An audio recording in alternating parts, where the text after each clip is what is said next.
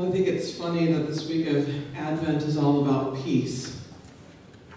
Because we're going chronologically through the life and teachings of Jesus, and we just happen to arrive at the parable of the unjust steward on this week.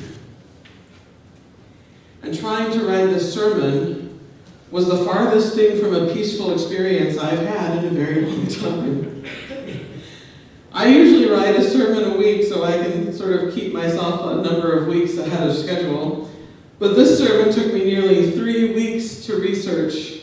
And at the end of that 3 weeks, I just went ahead and wrote the sermon because I was no closer to understanding the story anymore after 3 weeks.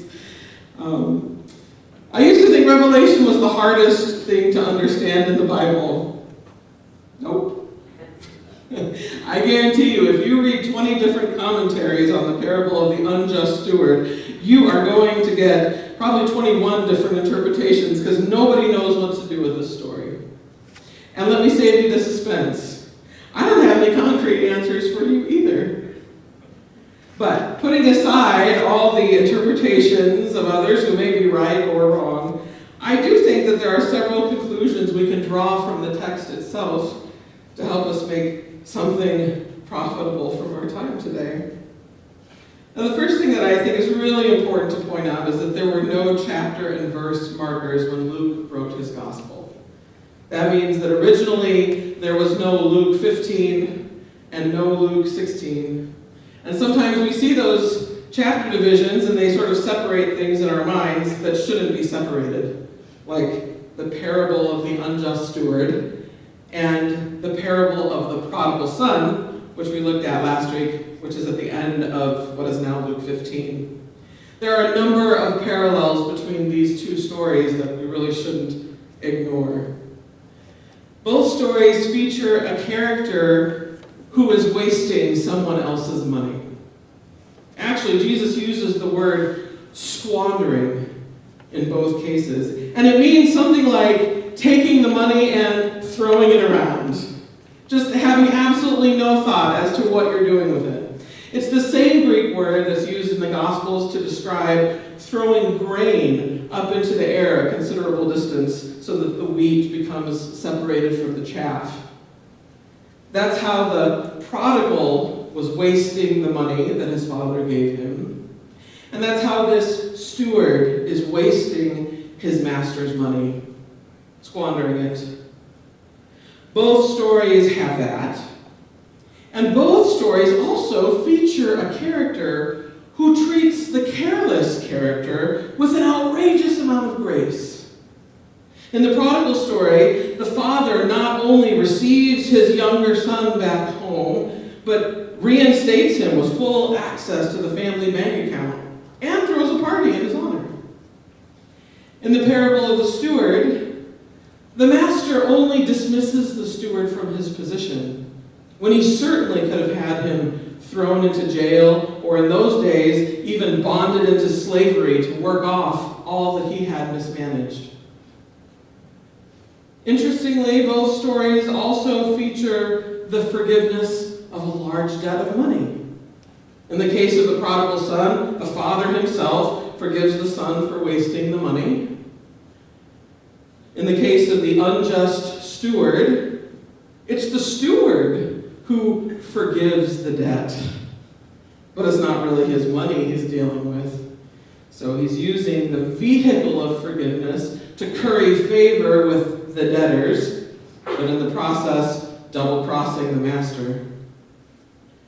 And then, just as there was a big party at the end of the prodigal son story, I'm pretty sure there was some serious partying going on after the debt forgiveness in the story of the steward, which many commentators say likely amounted to more than $50,000 each in today's money. If someone wrote off $50,000 of my debt, I would be throwing a party. And so here's where comparing the story starts to get a little interesting. Because in my reading of these two parables, I believe that Jesus was casting the Pharisees as one of the characters in each parable. You might remember from the beginning of Luke 15 that Jesus starts to tell this series of stories as a response to the Pharisees' complaints. And even though there's a chapter break here, the parable of the unjust steward just follows right along after the prodigal son. And I think Jesus has cast the Pharisees as a character, an unnamed character in each of these parables. In the parable of the prodigal son, the Pharisees were embodied by the older brother, who not only refused to forgive his younger brother for everything he had done, but he was so angry at his father for being gracious that he wouldn't even go into the party. This unwillingness to forgive on the part of the older brother led to the father in that story having to show outrageous grace for a second time. Because for him to go out to meet the older brother in the backyard in that time and culture was a seriously humiliating gesture. But that's what God is like. Totally forgiving, totally gracious, willing to step down to our level, even if it makes him look ridiculous. In the parable of the unjust steward, though, I think Jesus was casting the Pharisees as the steward. The steward had been placed in charge of his master's estate, yet instead of doing anything productive with his master's resources, he was just frivolously wasting them. You might as well have been flushing them down the toilet. And doesn't that sound a little bit like the Pharisees, in a spiritual sense? In the absence of their master, they had been entrusted with the management of God's estate, so to speak. They had been given use of all the spiritual resources they needed to bring in a large harvest for the kingdom. And what were they doing with those resources? Squandering them. Instead of using their power and position for the benefit of the people, for the benefit of others, they were only enriching themselves and entrenching themselves in their positions. As Jesus said in Matthew 23, "Woe to you, teachers of the law and Pharisees, you hypocrites! You shut the door of the kingdom of heaven in people's faces. You yourselves do not enter, nor will you let those enter who are trying to. Woe to you, teachers of the law and Pharisees, hypocrites! You travel over land and sea to win a single convert, and when you have succeeded, you make them twice as much a child of hell as you are." Ooh. Though they had been given stewardship of God's estate, under their leadership, the estate had turned into an absolute mess. And Jesus was warning them in this parable that as a result, they were going to have their position as steward taken away from them. Now, what would a clever businessman do in such a case? Well, Jesus explains that in the parable, he explains that, and then he even says that the master, who had been cheated out of even more money, he had to at least admit that the steward had been clever. And here's where a lot of people have a lot of problem with this parable, because they think that Jesus is sort of holding up this dishonest steward and praising him for what he has done. But the master had to admit that the steward had been clever, but the Pharisees, not so much. At least I think that's what Jesus meant when he said, "It is true that the children of this world are more shrewd in dealing with the world around them than are the children of light." Not that he was telling the Pharisees that they should be dishonest, but that maybe they should start thinking about what was going to happen when they got thrown out on their hind end. They were going to be the elder brother, missing out on the party. They were going to be the steward, removed from his position of responsibility. Instead of being the greatest in the kingdom, which was certainly how they were presenting themselves to everyone else, they were going to be exposed as liars and frauds. Because they had allowed their love for power and position, and especially money, to take over their lives. And that meant, in their present state, that they were not serving God, even though they claimed to be. Because, as Jesus said in summation, "For neither you nor anyone else," do I have this on the screen? Maybe? One more. Thank you. For neither you nor anyone else can serve two masters. You will hate one and show loyalty to the other, or else the other way around. You will be enthusiastic about one and despise the other. You cannot serve both God and mammon. Now this word mammon here is a very interesting word. It's a completely different word than the normal Greek word for wealth or riches or money. And actually this story is the only place this word is used in the entire New Testament. So, what in the world is mammon? It is a word that takes the idea of wealth but personifies it. That means it makes it a personal entity that one can bow down to and worship and even have a conversation with instead of God. It's when money stops being just money and becomes an idol instead. Because notice that in this verse, Jesus didn't say you couldn't have both God and money. He said you can't serve both God and money. There's a huge difference there. Because you can have an awful lot of things in your life, but you can only serve one thing or one person.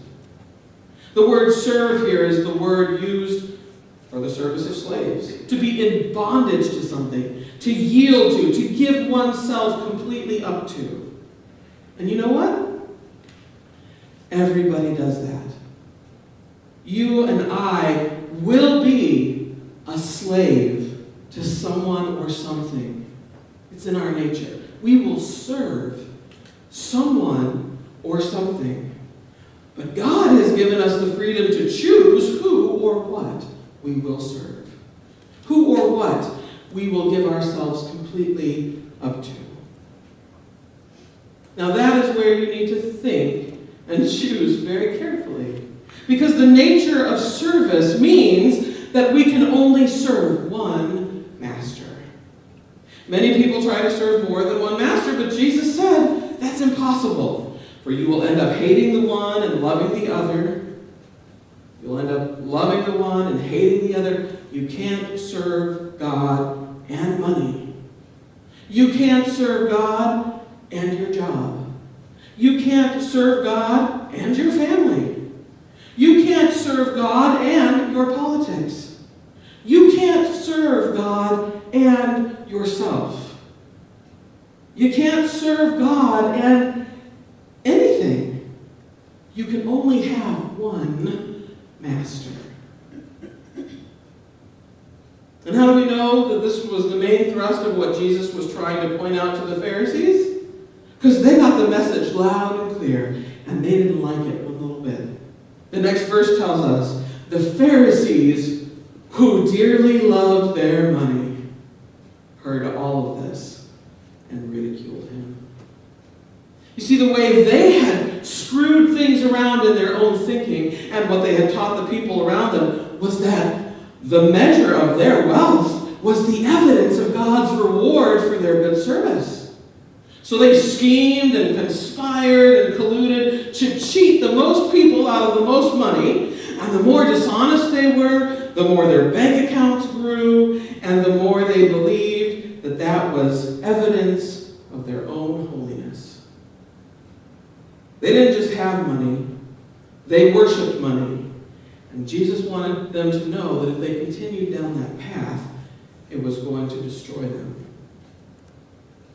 And the same thing is true for us. That's what all of this has to do with peace. The same thing is true for us, that we can only serve one master.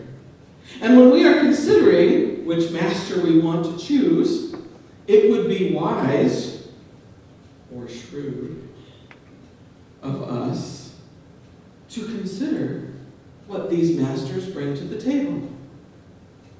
I can tell you this. There's only one master who brings peace to the table, and that's God. Any other master you serve, any other thing you are enslaved to, can only end in miserable bondage and ultimately destruction. Because anything you're worshiping other than God will never bring true satisfaction to your soul.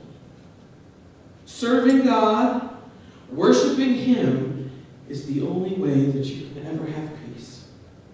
Giving yourself up to Him completely, trusting Him to take care of you, trusting Him to guide you, trusting Him to transform you. This is what brings peace to a person's life. Because if you trust God, if you know that it all depends on Him, then that means it doesn't depend on you. And you can relax. You can take a deep breath. You don't have to figure everything out or make everything work out. On the contrary, if you don't serve God, if you put your trust in something or someone else and give yourself completely up to that, how will you ever have peace? Everything else is temporary and transitory. Everything we know in this world is fleeting and failing, always in the process of passing away. If we put our trust in any of it, we will be continually let down. And there's no possibility of peace in that scenario. So on this third Sunday of Advent, we need to remind ourselves that God not only brought peace to the world 2,000 years ago, but He's the only peace we can have today. If we don't have Him, if we don't serve Him, we will never find peace outside of Him. But if we do have Him, if we do serve Him, then it won't matter how many things are falling apart in our lives. We will have the peace that passes all human understanding. For neither you nor anyone else can serve two masters. So today I urge you to think carefully about who or what you are serving. And make sure you're serving the one who has promised to give you peace.